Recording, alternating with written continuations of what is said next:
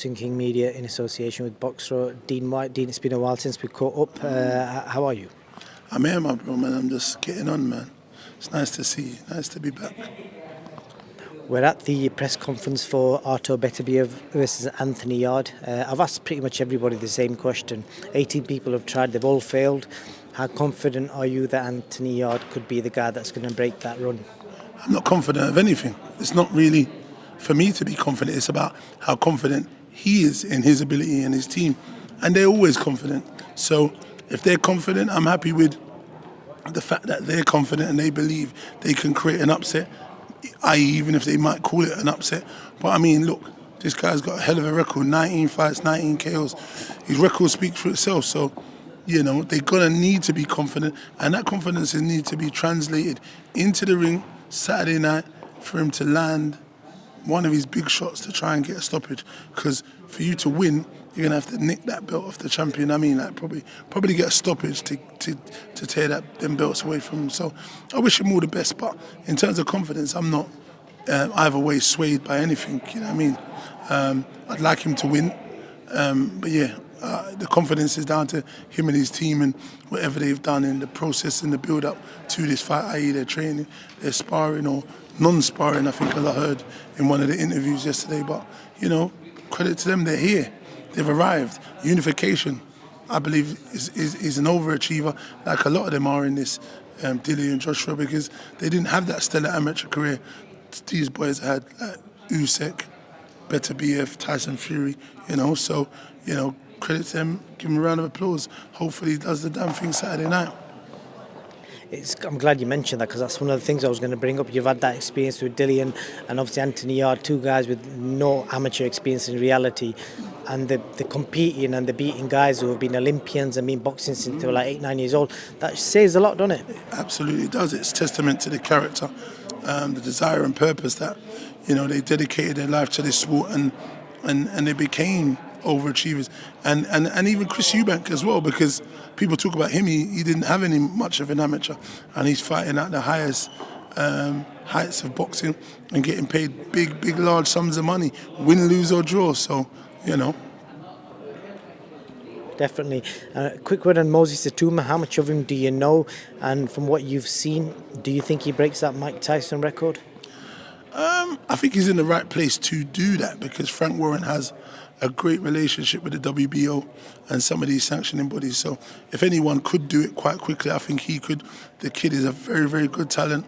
Seen him online and heard about him. So, you know, wish him well. Hopefully he does his thing. Looks like a nice, humble kid doing his thing. Seen his brother about.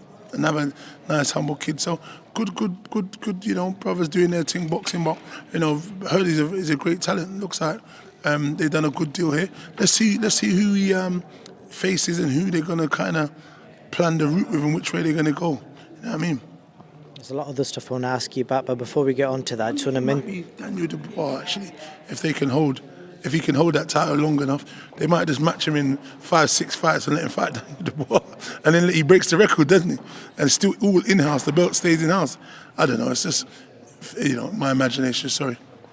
To be fair, I've actually thought of that. It makes sense, doesn't it? Even Joe Joyce, if he's got the belt in a year or two's time. Yeah, exactly. And then a couple of other subjects I want to speak to you about. Before I do, I just want to mention you've got a show coming up. You know, you're back in the promotional game. You put on some big shows last year, sold out events at the Tollwood Centre in South London.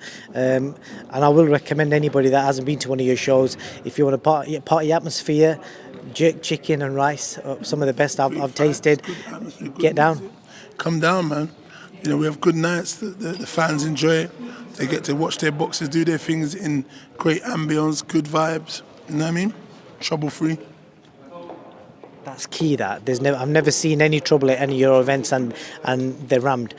And the shows, the fights, matchmaking's very, very key, and obviously you've got some great fights coming up. So on the 25th, the show you've got on, do you want to let the fans know, you know, is there any particular fights? I've got the date wrong? So we've got 11th of February, March the 12th, April the 15th. The rest is a bit too far down, so we won't go there. But great shows. We do a good job with the security, and we try to, you know, make sure everyone's protected and there isn't any argy-bargy. So it is hard, but we've done a great job, and we're going to continue in that vein to, you know, make sure we keep our impeccable record. Definitely, and nobody's going to mess about when they look at the size of you. I saw you stood next to Moses Atuma earlier, and it's mad that you're not a heavyweight boxer because you're huge compared to him. I was looking at him. He's tiny. I don't think he's going to stay heavyweight. I can't see. I think he boxed heavyweight is he a super heavyweight or is he a heavyweight? I think super heavyweight, yeah. But he looks tiny. Imagine him against the likes of Derek Chisora, Dillian Whyte, and big old Joseph Parker, even Joe Joyce. I mean, it's a big old lumps. Definitely. I want to speak to you about Dillian Whyte. We never caught up since his fight with Jermaine Franklin. A lot of people ringside had Jermaine Franklin winning. Fraser Clark comes to my mind because I spoke to him straight after, and I think he scored it 117, 112. I think he said it should have been to Jermaine Franklin. A lot of people online have said the same. How did you score it? If you look at the fight, and we know championship rounds are the main rounds. Dillian won all of those rounds. So leading into the fight, I had Dillian winning all the championship rounds. In the last round, he should have had a standing 10-8 round. And then I had him winning a few of the other rounds. I do say they were good close rounds, but what it is I feel like because Jermaine performed and overperformed or he showed his pedigree, people probably were like, oh, this is a lot closer than we actually had it. So I think, to win in someone's backyard, being the star fighter, it's never that straightforward. You know what I mean? It's similar to Congo and Eko Esseman. Congo started early, won a lot of rounds, and then faded towards the championship rounds. So it was a very close fight. Whichever way you had it, I'm not really sure which way it was. I would have liked Congo to win, but obviously I weren't up in arms because I was thinking a lot of the championship rounds he took a lot of punishment and he didn't convincingly beat the champion in those rounds. So the fight could have gone either way. But I mean, look, it was a hard fight. But then Dillian was boxing to tailored orders.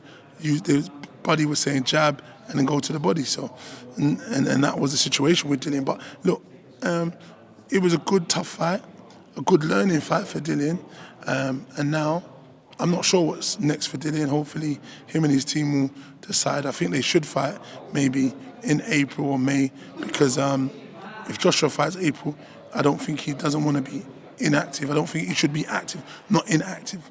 The best Dillian Whyte is an active Dillian Whyte. So, let's see what happens there. But at the minute, I'm just busy with the black belt slow stuff.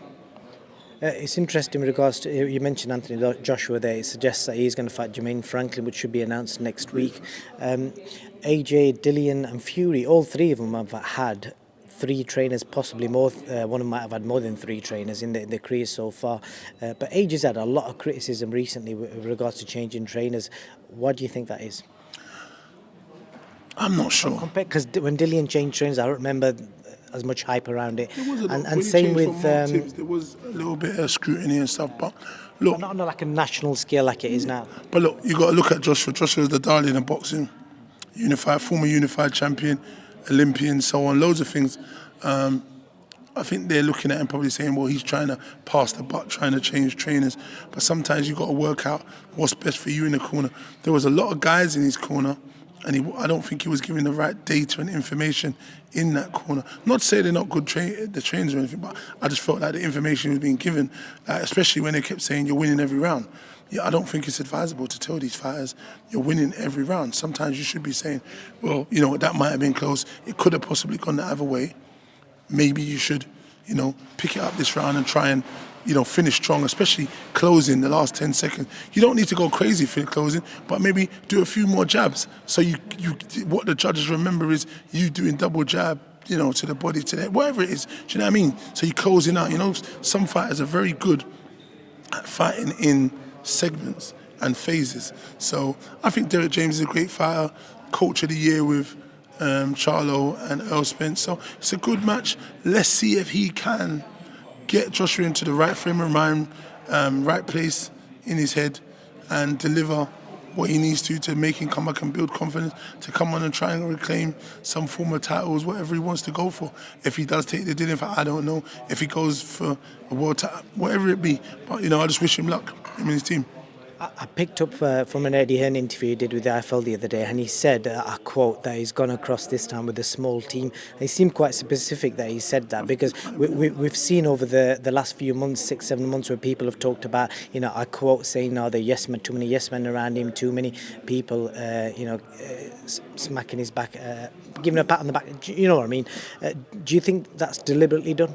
Yes, and I think it's very important that you get rid of a lot of baggage and people, because sometimes there's too much, things spoil the broth. So I think him having a small knit team and not listening to too much people, and then he can concentrate on what he's got to do. Throughout his career, he's had a huge team. So, it's going to be good that he's shrinked his team, and like they said, if there is any yes man, get rid of them, because you don't need that. You need harsh reality, you need truth, and you need people who are there for you to tell you you're blunt. If you're not performing, they should tell you, listen, my friend, you spoiled shit. I don't think that was good. That looked awful. And, you're going to have to take it on the chin and be a man and say, let me learn from that. I don't know if there was anyone like that might be as truthful to him, because maybe they were fearful of losing their job. Whatever it was, I don't know. But I think it's good. He closes that out. And now he's saying, I'm going to move abroad and take my thing seriously and concentrate on what I need to. So, wish him well. Yeah, it appears like he's done what a lot of people in the boxing industry were saying he needs to do. So he's actually gone and done that. So probably credit to him. Yeah, I mean. And that's pretty much it. I don't want to speak to you about a lot of the other stuff, because we'll be here all day. But just a last word on yourself, Dean. Last time we spoke to you, it was literally a week or two after you lost his son. You've had quite a few months 4 days, literally 4 days, and you've had time to obviously reflect on that. It's never going to get easy, but how is life for you right now? Life is what it is, I've just got to slowly learn and to deal with, that obviously he's not here, and try to take one day at a time. Man. There's a lot of pain, there's a lot of grievance, and try and just grieve as a family in our space and our time, And like I said, I wish you and your family all the best with that, and just keep his legacy continuing whichever way you do. Absolutely, man. Appreciate it. Thanks very much, my bro. Dean, thank you for your time, and we'll catch you at Saturday night. Take care. Cheers.